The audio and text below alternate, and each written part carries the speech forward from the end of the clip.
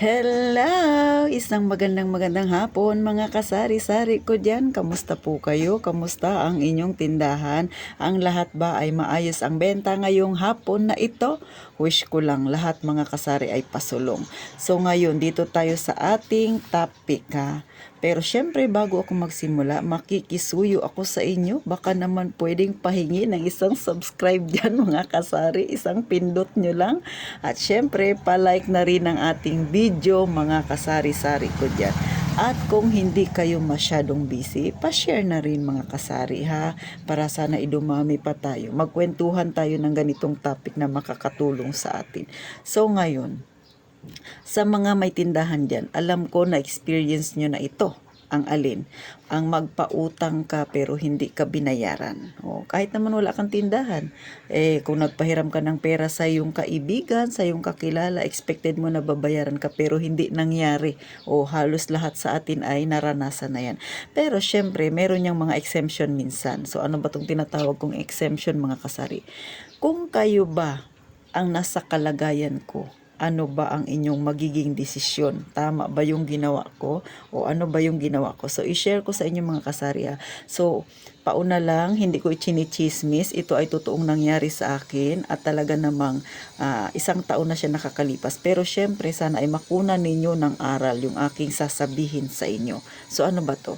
So, gaya ng nasabi ko sa mga nauna ko pang vlog, ang mga tao dito sa amin kadalasan, kung hindi mga estudyante, mga nagbo-board, mga nagtatrabaho.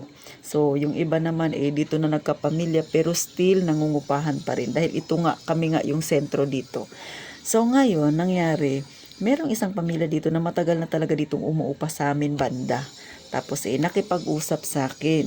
Yung una, yung babae, parang medyo nagpaparamdam na mangungutang daw siya. Dahil kilala ko na siya na hindi talaga siya marunong magbayad. Siyempre sa titintin ninyo, sinabi ko sa kanya na hindi ako nagpapautang.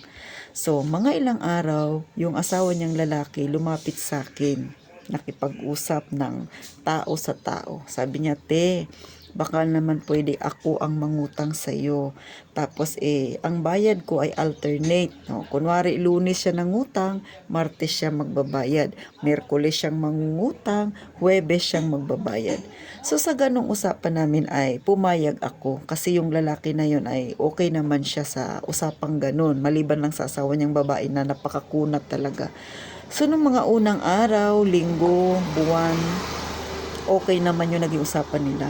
Pero may dumating sa isang point, may pangyayaring hindi inaasahan.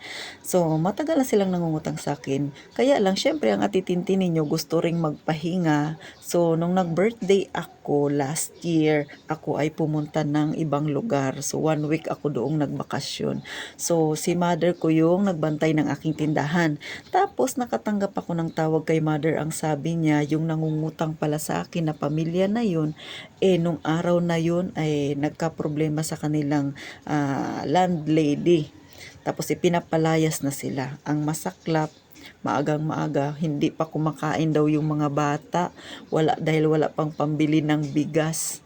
O nagkakaragulo na sila. So sa maiksing kwento, pinalayas sila. Ang problema, may utang sa akin na halagang kulang, nasa halos 600 pesos. So yun yung nangyari. So, ayun na nga mga kasari, wala silang pambili pa ng kahit ano, hindi pa nga nagagahan yung mga anak. Ang masaklap pa, wala kahit piso sila, walang naipon. Kasi nga, ang buhay talaga dito sa amin mga kasari, mahirap. At yung tricycle na pinapasada niya, hindi naman kanila yun, nakikipasada lang siya. At FYI lang sa mga hindi nakakaalam po ang style po kasi dito sa amin sa Puerto Princesa City, Palawan. O yan ha, kumpleto yung address. Yung mga tricycle po dito ay may dalawang uri, isang blue at saka isang puti. So, yung blue na yan, kunwari na namasada ng Lunes, pagka Martes po, puti na naman. Miyerkules blue, Huwebes puti. Pag natapos ang isang linggo, magpapalitan sila ng schedule. Lunes puti na naman, Martes blue na naman. So, ganyan po yan dito dahil sa dami ng tricycle, kaya may schedule sila. So meaning alternate, kaya nga yung utang niya sa akin alternate din yung bayad. Ganun mga kasari. So ito na, nagkwento na sa akin si mother. So sabi ko kay mother, sabihin mo doon sa padre di pamilya dahil yun naman ang kausap ko. Huwag niya nang intindihin ang utang niya sa akin, huwag niya nang bayaran, tulong ko na lang yun sa kanila. So yun po yung sinabi ko sa mother ko. Then nung umuwi ako mga ilang araw, doon na kami nag-usap ni mother. Sabi niya, sinabi ko na doon pala sa ama nila na huwag nang intindihin yung utang sa'yo. Kasi yun ay tulong mo na lang sa kanila. So grabe yung pasalamat ng lalaki kay mother. Tapos si mother, pinabaunan sila ng 500 piso tsaka bigas na rin mga kasari. Sa totoo lang, kung kayo yung makakasaksi sa ganung sitwasyon nila, mababagbag din yung kalooban ninyo. Bagamat wala tayo dun sa problema ng may-ari ng bahay at sa kanila, pero syempre kung ikaw makakakita, kung ikaw makakaranas na pinalayas ka sa bahay, tapos wala kang pera, wala kang ipon, wala pang pagkain ng iyong mga anak, ang anak nila ay 6. So, hindi ka ba, kung ikaw mong kapitbahay, hindi ka ba maawa doon sa ganung klaseng tao? Kahit pa sabihin natin na palautang yung mga tao na yan. Pero kasi, hindi naman sila mabisyong tao mga kasari. Yung padre di pamilya, nakikita mo, nagsisikap naman din. At saka yung babae, ganun din. Nagsisikap din, nagtatrabaho din. Pero talagang sadyang may mga pagkakataong kinakapos, kinukulang sa budget. At minsan talaga, hindi lang minsan, halos hindi rin sila makabayad ng upa sa bahay. So, naisip ko, yung nandito nga sila na malapit sa akin, halos hindi sila makabayad. Minsan yung usapan na may alternate, nagiging lingguhan. Mas lalo na pag umalis na sila. So, mas lalong hindi nila ako mababayaran. So, para sa akin, at least kung hindi ko na lang sila pababayarin, nakatulong ako sa kanila. At syempre, magaan na rin sa loob ko. Bakit? Hindi ko naisiping may utang sila sa akin.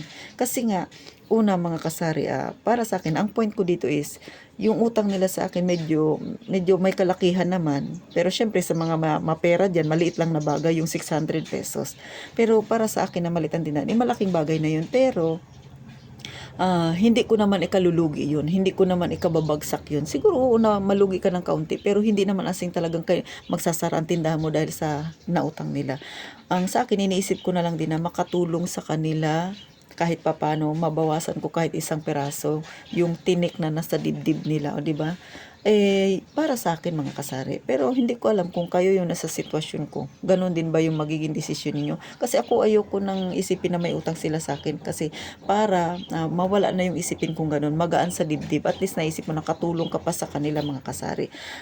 Para sa akin, doble naman yung ibibigay sa atin ng Panginoon kung magiging mapagbigay tayo sa mga nangangailangan. Kasi nakita ko naman na nagsisikap naman sila. Hindi naman sila balasubas na tao.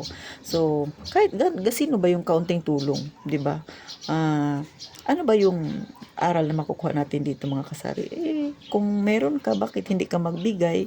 Kung kaya mo namang ibigay yung ganung halaga sa kanila para mabawasan yung problema nila. Isa pa, sa kanilang pagkakamali, kailangan talaga mag-ipon. Bakit? In case of emergency, lalo na sa mga nangungupahan, hindi natin maiwasan nagkakaroon tayo ng problema. So kung maipon kayo, kung mapapalayas man kayo dun sa bahay na tinitira nyo, at least meron kayong pera na panimula. Sila talaga mga kasari, as in walang wala. So, napakahirap pagka ganun. Nilalagay ko yung sarili ko sa kanila. Mabigat. Ako nga isa lang yung anak ko eh. Nag-iisip pa ako na magiging future niya. Mas lalo sa kanila, 6 yung kanilang anak. So, sino ba yung tulong na maibibigay ko sa kanila? So, kayo ba? Kung kayo lumagay sa akin, tama ba yung ginawa ko? Inisip ko na lang mga kasari na makatulong sa kanila at hindi naman ikababagsak din yun ang tindahan ko. So, ngayon, 1 taon na siya mga kasari kasi ginawa ko yun yung birthday ko. Tapos ngayon ay March na. So, 1 taon na mahigit yung nangyari yung bagay na yun. Minsan nakikita pa rin kami pero binabati nila ako. Yung mother ko binabati rin nila. Tapos pag nagkukwento sila sa ibang tao, sinasabi nila, yung pamilya na yan, mababait yung mga yan. Kami nga tinulungan. So hindi nila nakakalimutan yung buti na ginawa namin sa kanila. So doon pa lang, nakakagaan ng loob kasi mismo yung ibang kapitbahay nagkukwento, oy sabi ni okay daw yung ganito ganon, ganyan ganyan, kayo daw, o di ba? So hindi nila nakakalimutan yan. Pero kayo, kung kayo nasa sitwasyon ko, nasa sa inyo rin yan. Pero para sa akin, hindi masamang maging pusong mamon ka, depende sa taong pagbibigyan mo nun.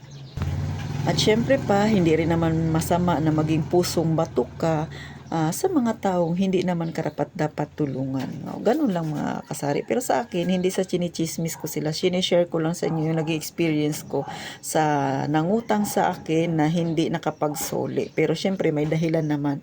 Pero mag-iingat pa rin tayo syempre, lalo na sa ating negosyo. Kaya tayo nagnegosyo para rin makatulong sa ating pamilya. Pero para sa akin, minsan kailangan din nating tumulong sa ating kapwa na nangangailangan kung hindi naman kalabisan sa atin, di ba mga kasari?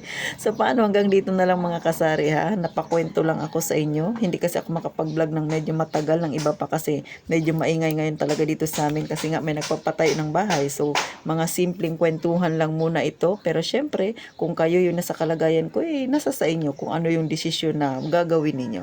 So eto si Ate Tintin. Sana may nakuha kayong aral na kailangan pa rin nating mag-ipon para pag nagka-emergency tayo, meron tayong madudukot. At syempre pa, hindi sa lahat ng panahon, pairalin ang pusong bato, pairalin ang pusong mamon.